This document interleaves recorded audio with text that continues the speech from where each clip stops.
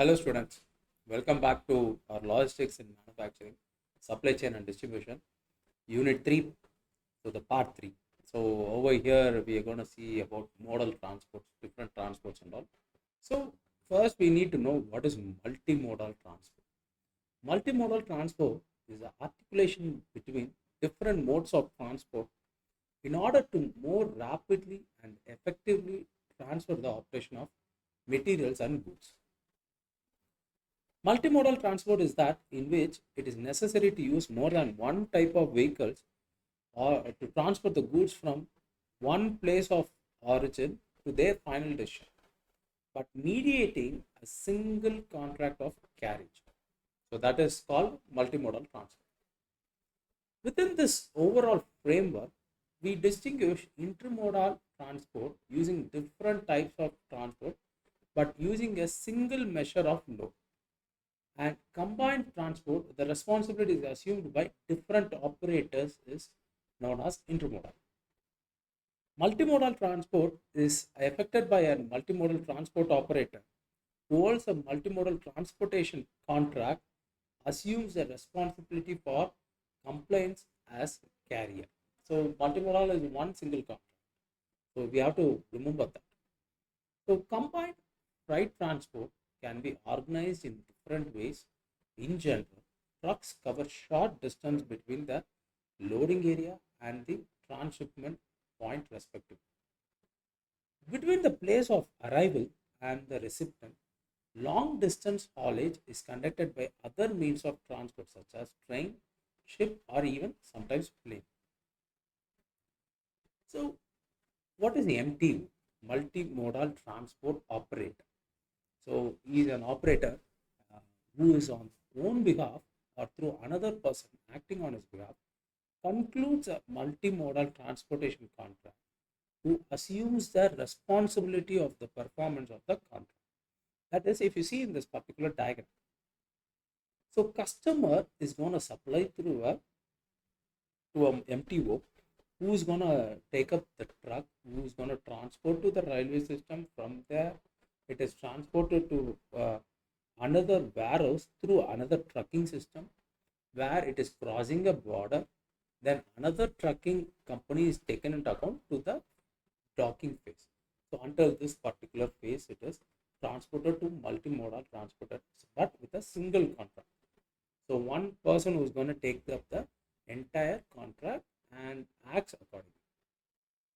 What is the main future? So the carriage of goods by two or more modes of transport under one single contract, one document and one responsible party, that is MTO, the one single person who is going to take up the responsibility and one set of a document for the entire carriage who might subcontract the performance of some. That is like one MTO is there, but some subcontracts like a third party will be included, but only one single contract is laid. So the terms combined transport and intermodal transport are often used to describe the carriage of goods by two or more modes of transport, that is having multiple contracts. So this is one type. So over here, if you see from a factory aspect, through a road freight, it is shipped to a porting. So this is like combination of road freight and shipping and docking. If you see the second one, which is going through road transport, followed by a territorial railway transports and to the porting. Over here at the last one, if you see, it goes through road freight, to the rail freight, then again loading to a road transport to the direct bus. That is, any kind of a different transport modes can be used for optimizing the logistic aspect in the industry. That is what we are trying to implore on this particular diagram. So, what are the merits of multimodal transport? It minimizes the time loss at transit shipments, point provides faster transit of goods. Though the faster transit of goods is one of the key phase, and minimizing the time loss is one of the key attribute in logistics. It reduces the burden of documentation and formality. So I don't have multiple contracts. I have a single contract. So it reduces more documentation and formalities, and obviously the transparency from that particular MTO will be given updates for me to where my product is, at what place it is. So it saves the cost, the saving in costs, reduces cost to export. The inherent advantage of the multiple trading system will be to reduce the cost of the exports and improve their competitive position in the international market. So where did it actually originate? So we are talking about multimodal transfer. We need to know where it started up, right? So it started with the container revolution in the 1960s and 70s. So the emergence of the container technology and of the multimodal transport concept came from and facilitated growing the international trade very dramatically. Trade and transport are intricately linked. That is, how it is done is efficient transport service are a prerequisite to successful trading, because when you see transport service, successful trading means uh, accepting all the orders or the demands from a customer, but not the non-effective transport service would directly affect that entire aspect of demand. Over here, they are showcasing the multimodal and intermodal transport system through different aspects like air, truck, railways, maritime, inland or coastal, and the pipeline also, right? So if you see in there, the package, so the freighters is going to be belly hold and it is going to be pretty heavy over. So if you see the truck, as we said, like LTL, less than a truckload, it could be a dry van, it could be a tank, it could be a flatbed, inside, reefer, hopper, open top, and chases also. This is also connected to the railways through the domestic aspect, truckload, which is then sent to the TOFC, that is the intermodal phase. Then from there, it is connected to the tank and flat track, reefer, ISO containers. That is because usually the truckloads are being done in these aspects, but also it connects to the railway modes and also to the port modes also. That is what showcasing the way. So when you talk about a rail system, unit train or a car load, unit train is mostly used in the mining areas and all. Car loads is something which is like an entire box of a car. Tank car, flat, reefer, hopper, and gondola is being utilized over the railway transport. Maritime is break the bulk, liquid bulk mostly, dry bulk, and the container. So the container, as we spoke in the truckload containers, those containers will be coming up over here. When you talk about inland and coastal, the river or sea tow, tank barrage, deck barrage, hopper barrage contain, that is inland coastal is something which is done within a country itself using the rivers or the sea which the particular country is exposed to. So that is inter or coastal transport through. So as we know, pipeline is the last one. Pipeline directly goes with liquid or water or gas. So mainly oil, gas, and water is the major transport, right? So this is one of a clear-cut diagram which showcases the multimodal and intermodal transport. So we are coming here. We're gonna talk about how a combined container transport is done. So regarding combined container transport, standardized loading units are transshipped along different means of transport. In doing so, various combination of land, water, and land transports are applied in practice. So, for example, through railway system, different containers are transported, which is through a handling shipped into the port through to a ships and all. Furthermore, it is handled to the trucks, which is then transported to the any other docks, which is at the other as per the customer's demand. So, rolling road is something like the entire truck is being taken under. So the rolling road usually describes the carriage of the whole truck, including both tractor and the trailer, on low floor trains. In this regard, the second alternative that contributes to additional cost saving is forwarding of the trailers without the tractor, as it reduces the transport weight and labor cost. However, this option requires a second tractor at the place of the arrival. So as you see over here, rolling road is the entire transport of the entire system with the truck uh, and also the tractor or the trailer it is being transported. Forwarding of trailers, only the trailers is going to be moving. So that is, these are the different innovative phases where trucks and were developed for transporting system. So water transport, same and the before aspect, even on the water one, roll on roll, off traffic, and last the transport system. So over here means the carriage of the freight vehicles or ships over a certain distance. A rarely applied option is lash transport. In the course of this, an inland water vessel, commonly known as lash barrage, is carried by the barrage carrier, a seagoing vessel, which is used for intercoastal transportation. Trailer shipments like rail transport or trailer refers to a combination of rail and roll haulage. Over here, when you see over here, these are used in mostly in the place of abroad and all. You can see we use a transport system for transporting the entire vehicle system. If you see in mostly in Kerala and all, we can see these types of different vehicles. That cars and all will be transported through shipping factor, because putting up a much more bigger bridge costs more.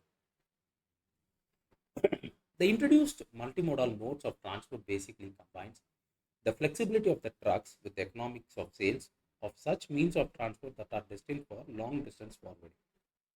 However, additional handling processes are cost and time consuming. The benefit of utilizing different means of transport ideally outweigh or even exceed the expenses. This mainly depends on the distance to be covered, the efficiency of transshipment points, and the goods to be conveyed.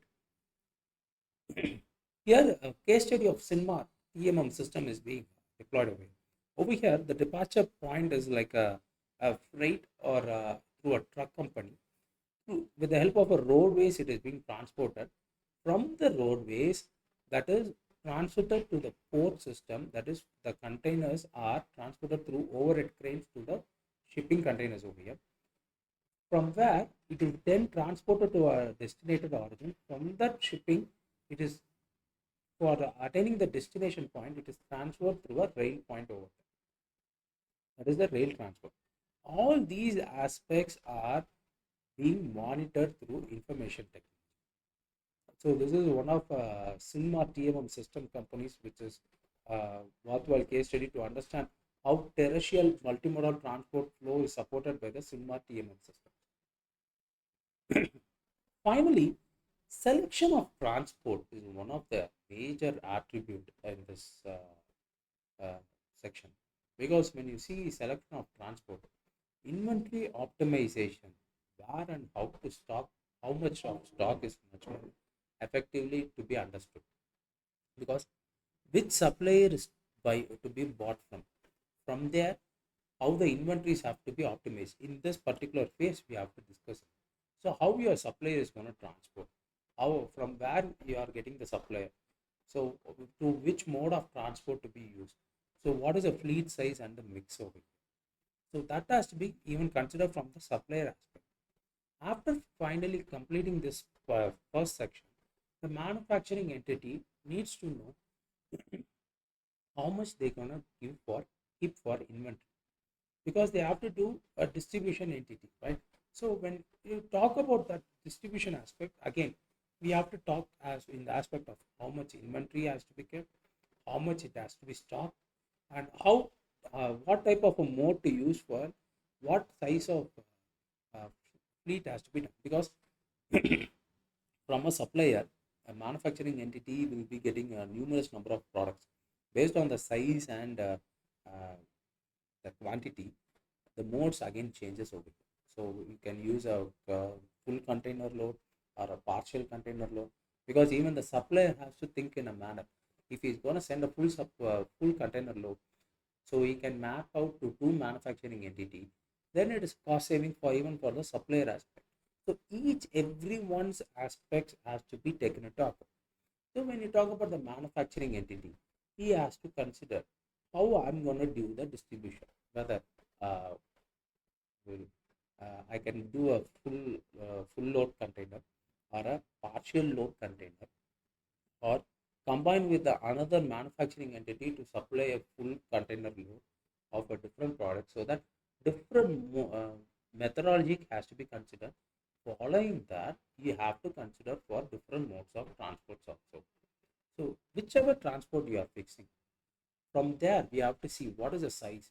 So talk with the manufacturing aspect, the third party, so that what type of transportation is best available for the particular organization, and how much inventory stock, that you have to decide based on your customers. So from this customers phases also, you have to know the details, so that how much you're going to put it in the distribution entity. Once you decide upon that, then following with the transport mode of use and all, you will transfer to the distribution entity. Following that, from there to the retailers. So here, definitely the fleet size and mix will definitely comes to a bigger play, because the retailer cannot stock up more number of products. In that particular aspect, the distribution entity is going to be a fleet size and mixes of different products to the retailer entity, so that it is optimized and how much it has to stock. From that, it is to the customers. So delighting the customers is one of the key options. So we have to ask the question, which retailer to service which customer, service level, how much it has to be, what is my response time. Every aspect has to be taken into account, so that this particular selection of transport is optimized through the entire system, from the supplier to the manufacturer to the distribution entity to the retailer entity, followed to the customer. So this is one of a key phase on selection of transport. Without following all these things, we cannot optimize our inventory, optimize our stock, optimize our transport distribution system, optimize the fleet size and the mix, and we cannot finally satisfy our customers. So this has to be taken into account in order for satisfying our customers' needs, right? So selection of transport is one of the key aspects. So we're going to see following that automation of the transport. What is the automation of the transport? So when you see, when a person, a parcel, or a part, from there, the single number to the multiple numbers, 5,000 to 4,000 tons, massification. So when you talk about in the passenger aspect, car is something which is much smaller. Bus can carry 50%, aeroplane 500%, a passenger train 1,000. A ferry or a cruise ship goes to the highest number of the passengers. The same manner, when you think for automation, a container truck, a cargo planes and all, a container can take up into 5 to 25 tons. A truck can take up to 25 tons. A cargo plane 100 tons. A freight train goes to 10,000 tons. A container ship more than that, 1 lakh ton. A bulk carrier or bigger the tanker can go for 40,000, 4 lakh tons. So that is how your automation versus massification of transportation will be taken into account, because the number of products weights will be considered for this atomization of the product. When you see in the aspect of passengers, the number of passengers will be taken into account. This is for optimizing our transport modes, so that the transportation is much cheaper to accommodate. So what is the difference between multimodal and intermodal transport? Intermodal and multimodal have a lot of different, but they have one thing in common. They both include several shipping modes. To mention a few, the difference between them are the contract. So as we discussed, contract, multimodal transportation includes only one contract for the entire shipping. On the other hand, intermodality is handled by several shipping companies, and they all operate under multiple contracts, meaning each carrier provides a separate bill of lading. This is one or more contracts for each transport mode, including rail, road, ocean, or air. So during this process, the shipper also has contracts with every carrier involved in the intermodal freight. Multimodality is much simpler because one company can handle all the movement. Also, you can hire an agent to negotiation with the shipping company, and he will be managing the handling, loading, and delaying of the products. So with this, we will wind up the part 3 of unit 3. Thank you.